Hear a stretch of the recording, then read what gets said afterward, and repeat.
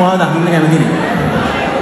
එච්චර කල් මගේ සින්දු ටික දීලා ඔයාට උපදෙස් දීලා හරි කන්න දුන්නට විතර කරේ. අම්මව පාවිච්චි කරන්න එපා මගේ. කරුණාකරලා යන්න මල්ලි. ඇත්තටම මම කැමති නෑ ඔයාව බලන්න. මෙතන දැකපු අය ඇති. මගේ අම්මට බයින්නට තියන්න බෑනේ පුතේ. ප්ලීස්.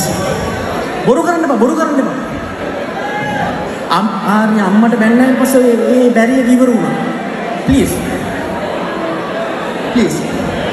එක්ක මම බහින්නක් කොහේ.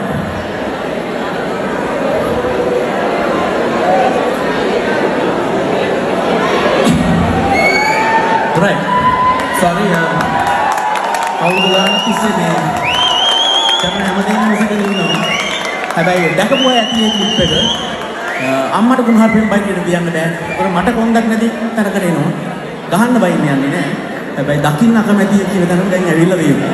ඒ නිසා ප්ලීස් එක්ක මම යන්නේ කොහේ. sorry